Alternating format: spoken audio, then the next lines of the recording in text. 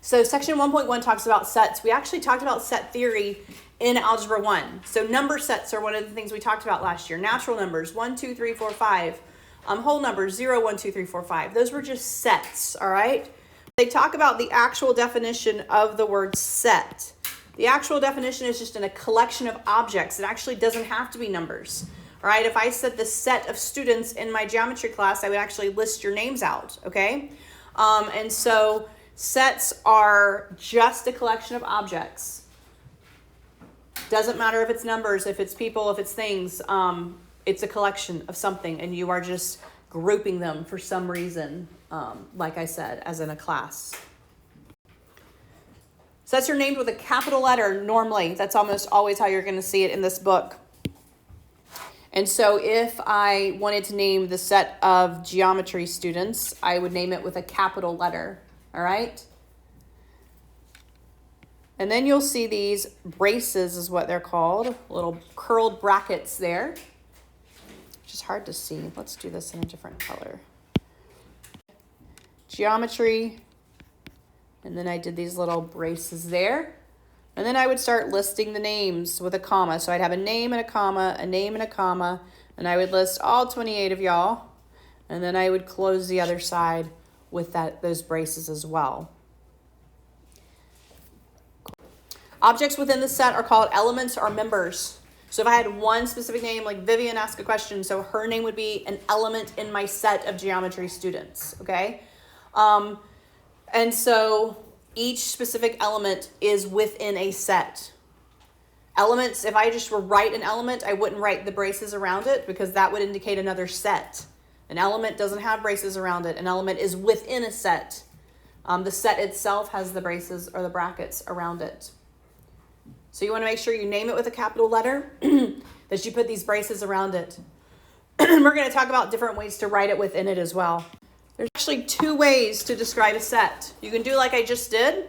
You can write, you're still going to have your capital letter, right? Just like I had with the braces. And then you can list the elements one by one, right? Now I have 28 of you in here. If I were to go through and write every single one of your names, that would take me a while, okay? And so another way to do it is just to state a rule, all right? A rule that describes the set, all right? And so we're going to talk about how to verbally say what they have written here. The example they've given is C, that's their set, equals, and then they have this X in the braces. Then they have this straight line. It almost looks like an absolute value line, right? This is spoken such that. So I would read this out. C is the set of all X such that X is a letter in the word complement. So their set would look like C-O-M-P-L-E-M-E-N-T, right? But they, instead of writing out a C, a comma, an O, a comma, and they spelled it out like that, they just said, I'm going to define it. So let's say I wanted to define my geometry class that way.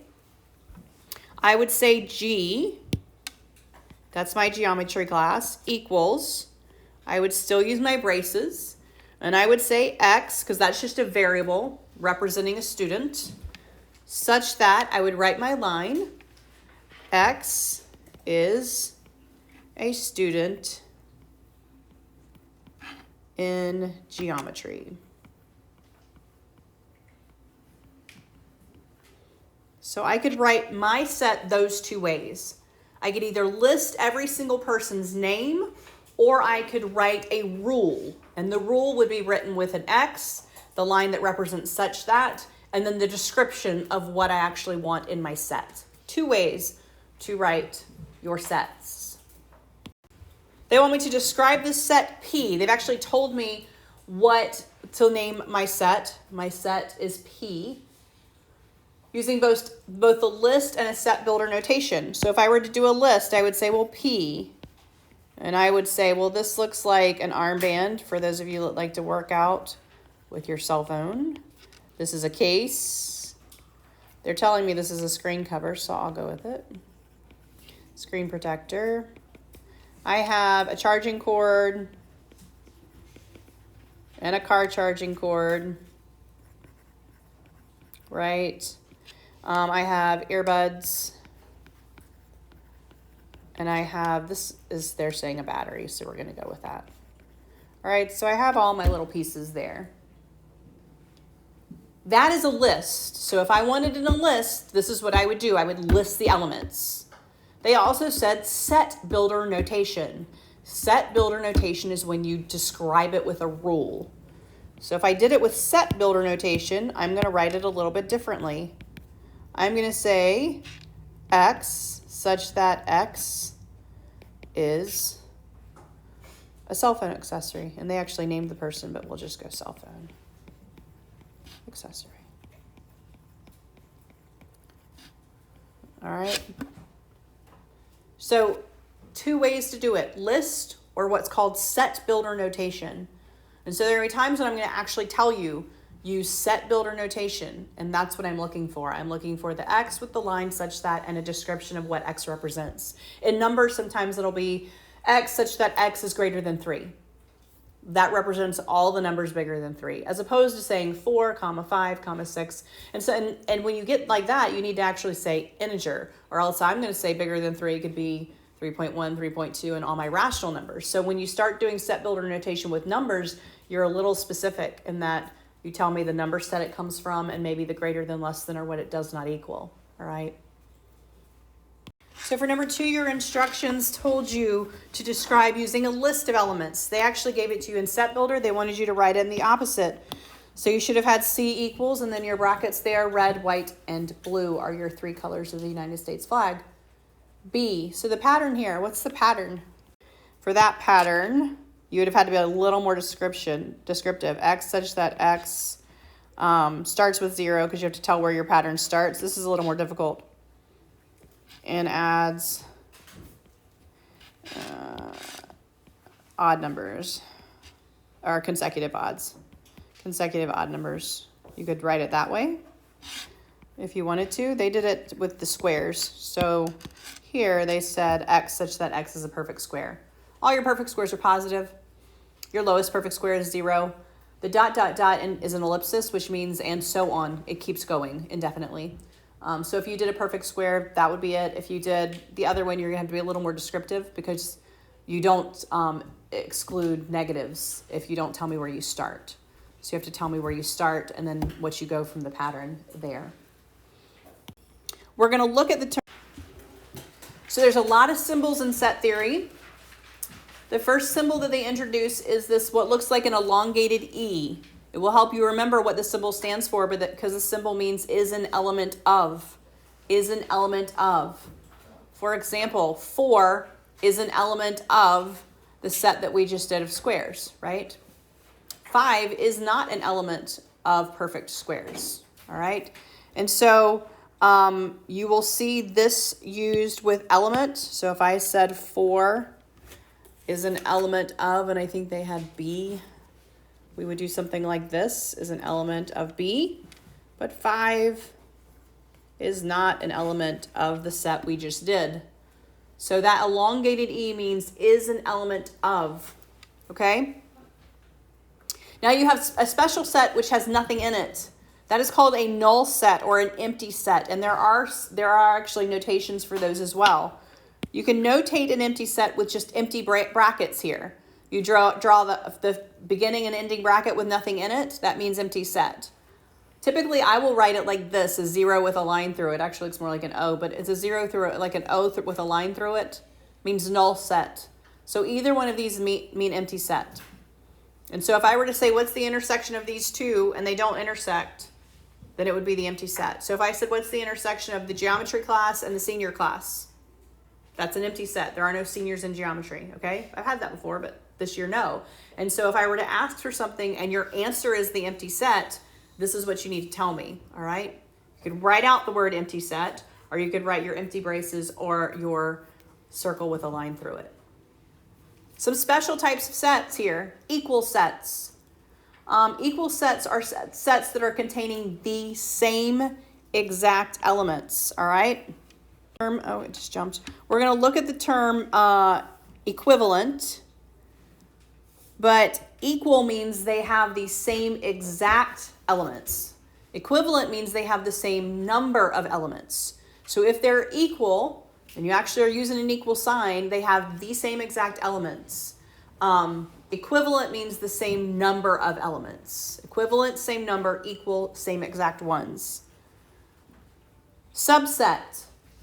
The next notation you're going to learn here is the notation for subset. All right, subset looks like almost a sideways elongated U. Sideways elongated U. This is in the chart on page 2. Sideways elongated U, and it has a line underneath it. A line underneath this. This means subset. All right. So for subset, it means that every element within the first set is also in the one you're comparing it to. An example would be, my daughter's in the Fox class, right, in K4. Every student in that Fox class is also a student of Cathedral Academy. So the Fox class would be a subset of Cathedral Academy, okay? And so because every single element within the Fox class is within Cathedral Academy, that is a subset. That is a subset. Proper subset. B is a subset of A, but B is not equal to A. B is a subset of A, but B is not equal to A. That's a proper subset. There are subsets where they actually are equal, and they're considered subsets of each other. Proper subsets mean that B is not equal to A as well. So you could use basically they use equal and subset kind of the same here when they're separating out your proper subsets. So the examples they've given you, A is 1, 3, 5, 7, 9, B is 3, 7, and C is X such that X is greater than 0 but less than 10, where X is an odd integer. So for this particular one, if you look here, A equals C. This is true. A does equal C. The reason we know this is C is odd integers between 0 and 10, but not inclusive, obviously. 10's not odd anyway. So this would be 1, 3, 5, 7, 9. Even though it's defined differently in a different notation, this list, this is set notation, these are the same set, so they're equal. 3, 7, well, that is inside of A. So that means B is a subset of A. A is a subset of C, or vice versa. But proper subsets, there's only one. B is a proper subset of A. Proper meaning it's also not equivalent. All right? Proper means it's a subset but not equivalent. All right? And so this is how you have your notation and how you would use it. Questions on notation. All right, let's look at some more notation here. It's right underneath that chart on page 2. Basically, all of the things you just used, if you put a line through it, it means not, okay? Just like equal and not equal. You're familiar with that one. Not equal to. So if you have two subsets and they're not equal and you're trying to tell me, you don't have to write it out. You can just put the equal sign with a line through it. Not an element of, put a line through it. Not a subset of, put a line through it. Not a proper subset of, put a line through it. So you can negate any of the elements or subset notation by just putting a line through it. And that just indicates not. It is not. All right. So let's look at the top of page 3. Example 2. Top of page 3. Example 2. All right, this says given A, and they've given us 1, 3, 5, 7, 9. B is 3, 7. C is the same description that they just used, where X is an odd integer from 0 to 10. Determine whether each statement is true or false and explain your reasoning. So let's look at these together. The first statement they say is the set 1 is an element of A. The set 1 is an element of A. Is that true or false? So 1 is inside of A, but here's the problem. A set cannot be an element, all right? They have defined this as a set. They put the brackets around it and they're telling me it's a set. And they're asking then about an element. Well, an element is not a set. An element is something within a set.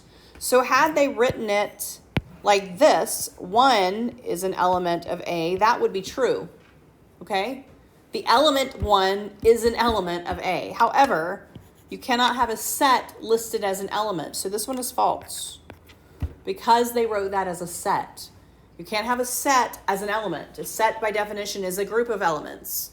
So itself cannot be an element. And so without the brackets, yes, that would be true, but with it, it's false. All right, A is not a proper subset of C. Is that true or false? Remember, proper subset means it's not also equal to. It doesn't have the little line. So is A proper subset of C? Yes or no? Are they the same? Are A and C the same? So A is 1, 3, 5, 7, 9, and C is all of your odd numbers between 0 and 10. They're the same, right? So they're not proper subsets. Now you could have written this. You could have written it with the line showing that they were also equal, subsets and equal, but they are not. Since it has a line through it, this is true. A is not a proper subset. It's a subset, but not a proper one. Proper means that it's not also equal to. All right? Look at the third one. Is B a proper subset of C? Does that mean, so is all of B in C, but they're not equal? Yes. Yes, so this is true. This one is true. B is a subset of the empty set. True or false? False, right? The only thing that can be a subset of the empty set is another empty set.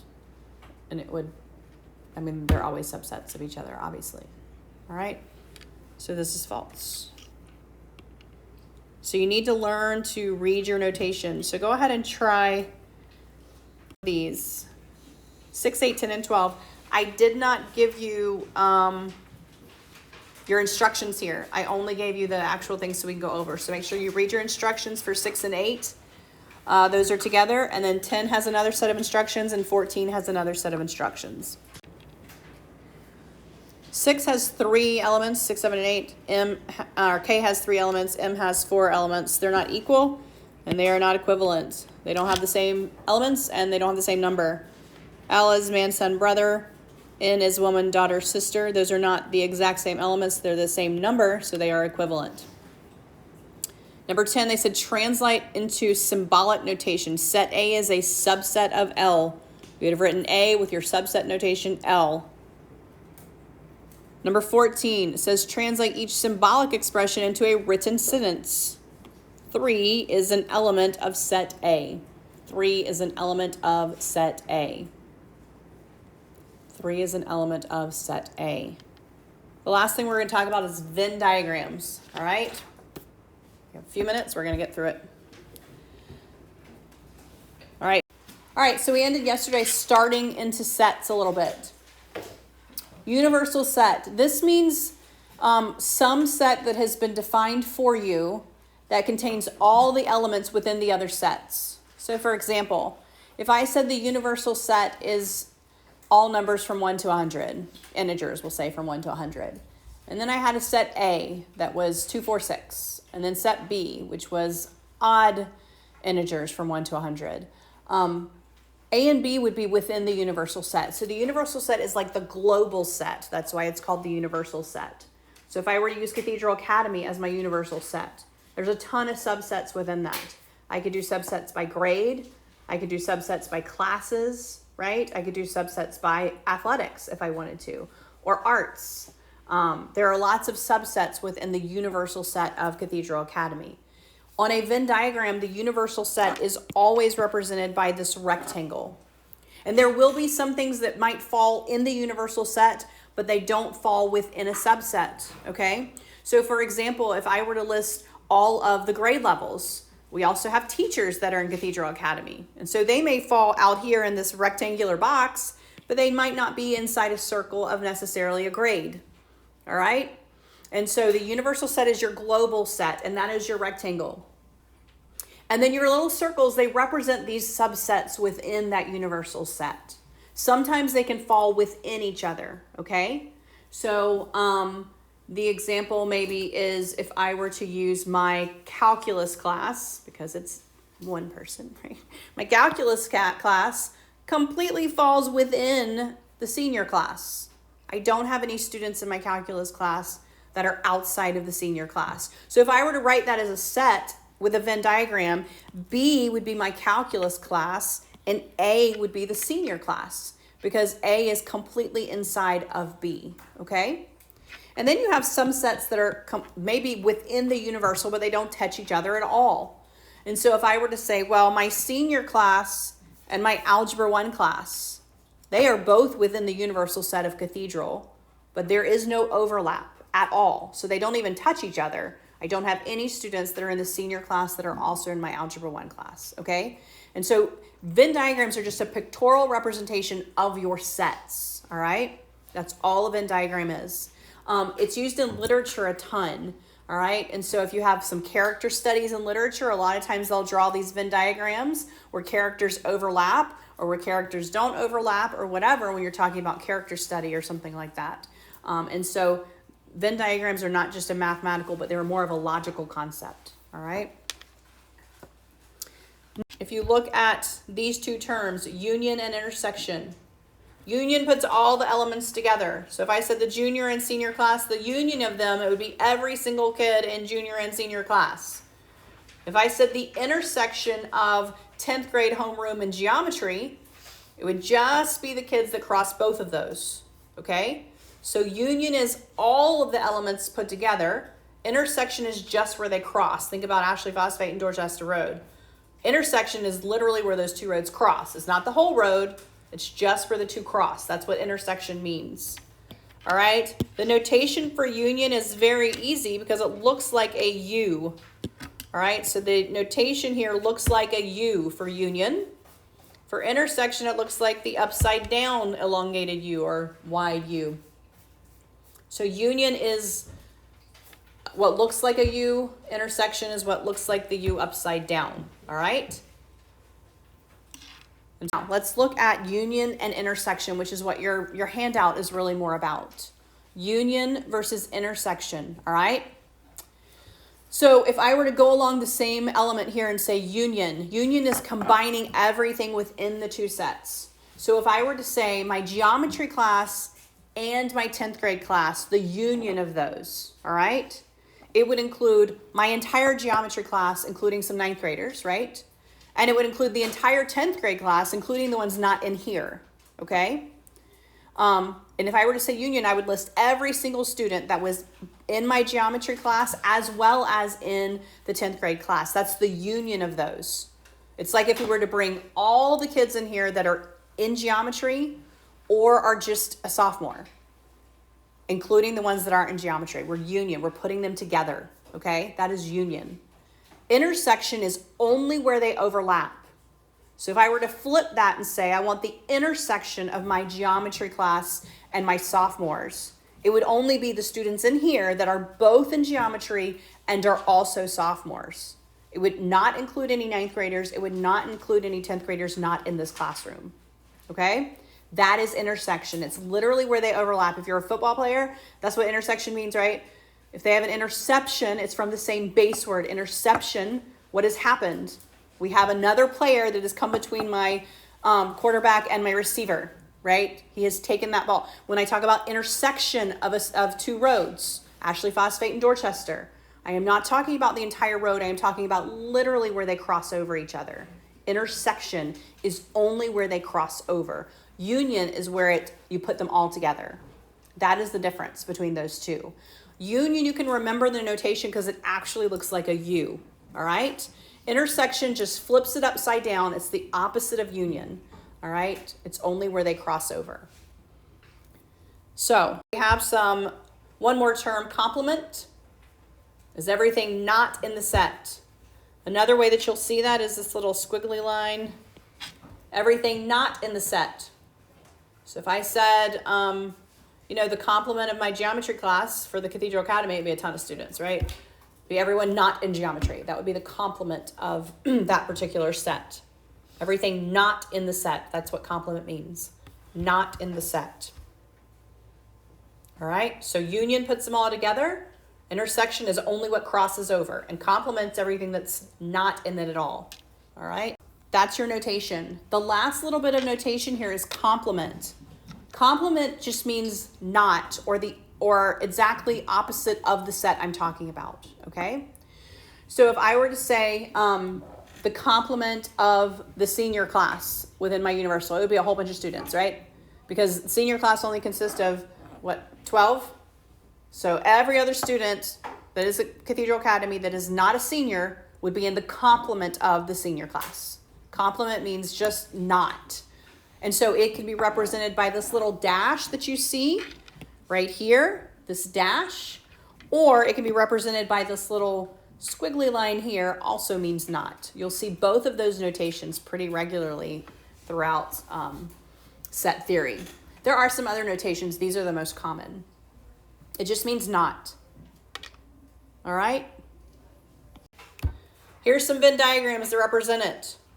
If I want the union of A and B, I have the two circles, and I have everything in the two circles shaded, because union is all of it. Intersection. You notice only the part that crosses over is shaded. That's because that's where they intersect. See the notation. Not A. Well, you see my A circle here, but everything outside of A is what is shaded. So this is how Venn diagrams are a pictorial representation of your sets. They just represent what the set looks like. This is, by the way, on the bottom of page 3. You don't have to try to redraw it. Bottom of page 3. Union, all of them, intersection, and everything not in the set. All right? So let's look at these 3 Venn diagrams. All right? These are pictorial representations of union, intersection, and complement. So let's take my example of union.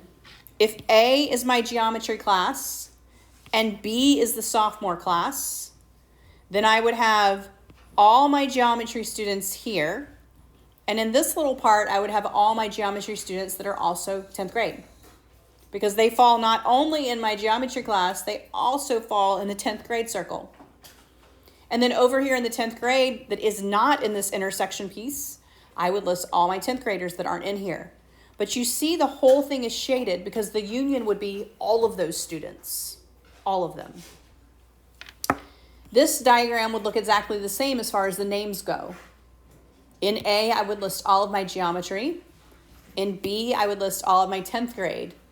The ones that fall in this little part here would be those of you that are both 10th grade in geometry. That's where your names would be. And that's why that's the only piece that's shaded, because when I'm talking about intersection, I'm only talking about the crossover. This Venn diagram represents complement. If this is my senior class, and this U represents Cathedral Academy, my seniors would be listed in the A. Every other student would be listed here in this shaded region. And the reason this is shaded is because this is talking about everybody not in the senior class. That's why that part is shaded to represent the answer there. I do this practically. If I am going to do this particular one, I would draw, they want R union with U. Oh, you're not going to get to actually draw them. We'll draw them tomorrow.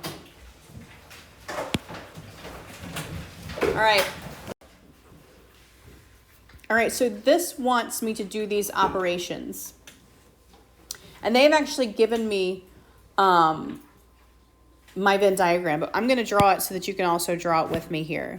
So when you draw a Venn diagram, you're going to want to start with your universal, which is your rectangle. And so you want to start with your rectangle there, and you want to label it with a U. You actually want to label it with the U so that people know that's your universal set. And then they've given us 2 sets that fall within our universal set here. They've given us R, and they have given us S. All right, so we're going to go with R and S, and we are going to draw circles. All right, so we have a circle for R, and we're going to label that. And you can label it on the outside or the inside, it doesn't matter, as long as you know where it is. And then they've given us one for S. So we're going to do the same thing with S. We're going to draw a circle for S. All right, and then you want to also label that. So we have a universal set, we have a set R, and a set S. Now, they've defined universal as a single digit natural number. Natural numbers are my counting numbers. 1, 2, 3, 4, 5, 6, 7. Single digit specifically only goes to 9, right? Once I get past 9, I'm 2 digits. So 1, 2, 3, 4, 5, 6, 7, 8, 9 are my single digit natural numbers. And then they've given me a list for my other two sets. All right, and so for R, we want to put 1, 2, 3, and 4 in R, right? However, we need to check with S. 1, 3, 5, and 7 are in S. So I need to look for numbers that are in both. What numbers are in both here? Yeah, so I have 1 and I have 3. So that's going to go right here in the center. 1, 3, right in the center. Next, you're going to look at R, the ones that are just in R. You have 2 and 4 that are just in R. And then we're going to go to S. We have 5 and 7 that are in S. Now we have some numbers that are not accounted for in either set but are in our universal. And those actually need to be listed in our universal. So we know we have 1, 2, 3, 4, 5. We're missing 6. So we need to write 6 in our universal. We have 7, but we do not have 8 or 9. So those also need to go in our universal. And so that's my Venn diagram for this universal set and the sets within it. All right? They now want us to answer these questions. R union S. That means I need every single number in R and S. All right? And you want to list them numerically. So we have 1, 2, 3, 4, 5, 7. All of these numbers, 1, 2, 3, 4, 5, 7, is going to be the union of R and S.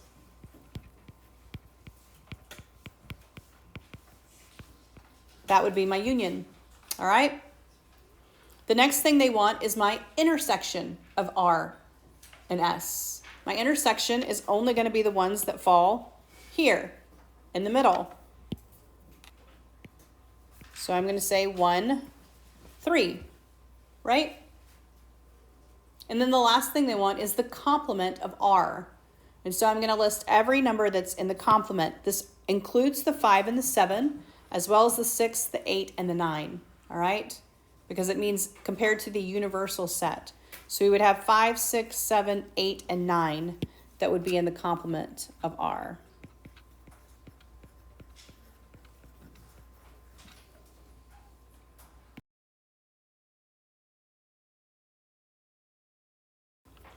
And you just need to know those terms. Like I said, on tests and quizzes, not quizzes, but on tests, you do have terminology. So you want to know what those apply to when you look at the terms.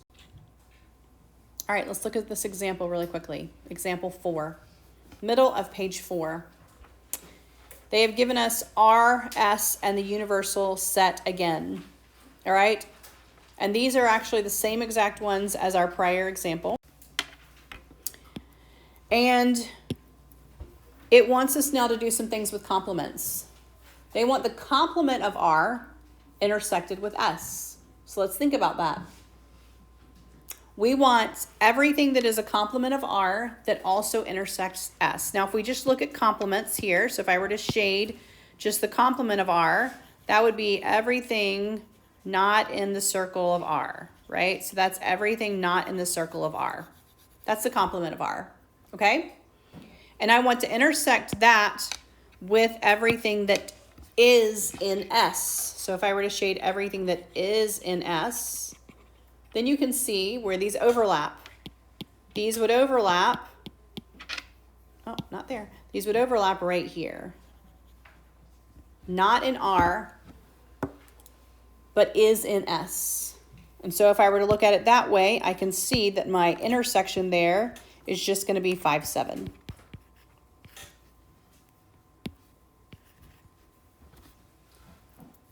So that is taking the complement first, and then they want the intersection. But now look at B. B actually wants the complement of the intersection, right? So then they're saying, where is the intersection? I want everything except that. All right, everything except that. And so my intersection is going to be the 1, 3. My intersection is right here. And so I want everything outside of that. And so it's going to be everything, including the universal. So all of this, and all of that. Because I do not want this part right here.